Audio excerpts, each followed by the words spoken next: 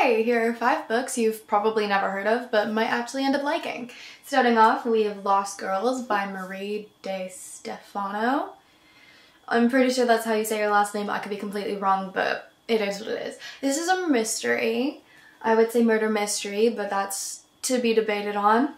It's about a girlie who woke up in a ditch, missing a year of her life, bloodied and bruised, but hella buff. And surprisingly, she knows how to brawl like no other. No idea where she got this knowledge from because amnesia. So now she has to figure out what's going on, remember her past life, and the more questions she gets answered, the more questions she ends up having. And then there's this whole underground fight ring. So if you're into some murder mystery, some teenage drama, and a lot of fighting, go for it. Very, very fun adventure. And on the front, it says the only rule is there are no rules, which is pretty much just Fight Club. It gives a lot of Fight Club vibes, so if you enjoyed Fight Club, here you go. Next, I have Underland by Chandahan. I know nobody really ever talks about Chandahan because she's one of my favorite authors in existence, and I know no one else who's ever actually read her books, but that's perfectly fine, you know? Here's a new author for you. Also, I've never seen anyone talk about that book before either, so there's that. Underland is about this girlie whose father is a Navy SEAL, or was a Navy SEAL. She has all this background knowledge in fighting and existing. She's living on the streets. She gets kidnapped, brought to this underground world through a random passageway that's kind of like a sewer drain thing. It's disgusting. And now she's stuck in this underground universe with a lot of monsters and thrown into the Olympic Games by the Immortals and some supernatural creatures that she didn't plan on ever seeing in her entire life, and now she's nothing but cattle to them, forced to go and fight in these games to see if she can survive the whole entire thing. It's kind of very similar to Hunger Games or The Labyrinth, so if you're into some fun fantasy adventure, a little bit urban fantasy, go for it. Next, I have Halfway Perfect by Julie Cross and Mark Perini. I'm pretty sure that's how you say it. This one is beyond dark. I wrote some things about it because I can't remember it off the top of my head. I do love this story though, but it's a new adult dark side of fame with romance, although I'm not even going to talk about the romance or reference it at the moment, but she gets with this man, and let me tell you, he's hot as hell. But continuing. She gets an internship with an amazing photographer and who usually photographs like documentary stuff, and homegirl herself was a model who decided I'd rather be behind the camera because she's done a lot of things. She started modeling when she was like 13 and been through all of it. So with this internship, which she has no way of getting out of, she ends up getting roped into a situation which she can't really leave, and they're photographing models and they're getting digitals and magazine pictures with her internship.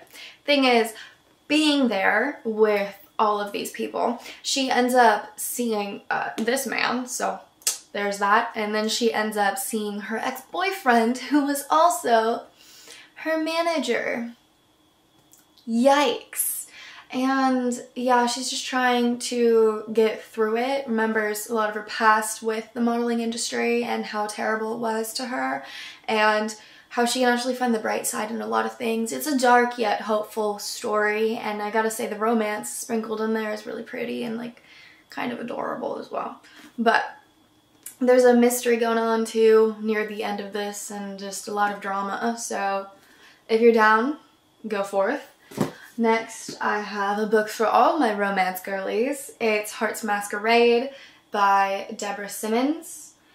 This is so telenovela-y. I can't tell you any other way to explain it other than that. She is a girl who grew up in like affluent society, and she's very, this is a historical romance by the way, she's very like rich and like not quite famous, but like she's an heiress pretty much.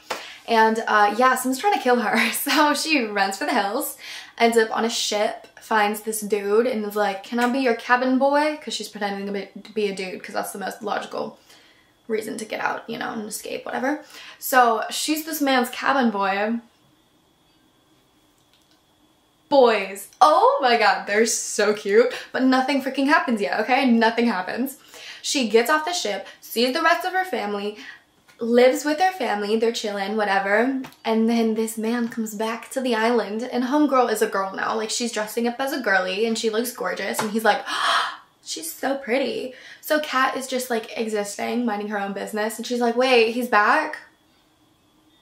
Doesn't tell him who she is. And he's like so in love with her, and she's also in love with him, but also like, no.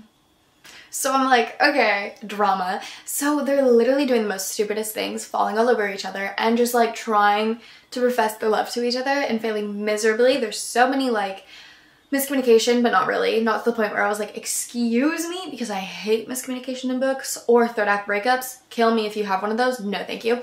But they're so freaking adorable. I couldn't. I read this all in one day, one sitting, stayed up all night, finished it, adored it. Go for it. Have fun. Like, also the cover, gorgeous. Next, and lastly, because it's 5 books that you might like reading, is Amazing Agent Luna, which technically a manga, but still a book. I'd say it's a book. This is adorable. I have the cute little omnibus edition. I have all of them. This was like one of the first mangas that I've ever officially like owned and read through all the way. This is so freaking cute. If you love Spy Family, pick this up. It's about this girly who grew up in a lab, and her mother figure and her father figure are scientists or ex-secret agents, and they decided she has to do a mission and go to high school. So homegirl is struggling with the high school life, falling in love, falling out of love, going on missions on the side. There's a lot of cute little animals, and I love the art style of this so unbelievably much. They're like freaking adorable. Like, I don't know, it's minimalistic in the cute little ways. I don't know if you can see that or not, but let me find a better page. That's not even like a, look at the girly. She's gorgeous, babes. Okay, so just saying, hella cute, you might like it. That's backwards. She's got this fun little adventure. It's very family oriented, found family more so, and she's just trying to live her life and be as human as possible, because she is realizing along the way that she's actually not just a machine. She's not just a creature that they cooked up in a lab. She's human, and she has emotions and feelings and a family and friends, and it's just so adorable and fun, and it's a cute little adventure, and highly recommend all of these. Every single one of these books, 5 stars in my book, which is completely subjective, but if you're willing and want to read them, go for it. I'm definitely not stopping you, and I highly recommend it. Anyway, have a nice day, dudes. Later.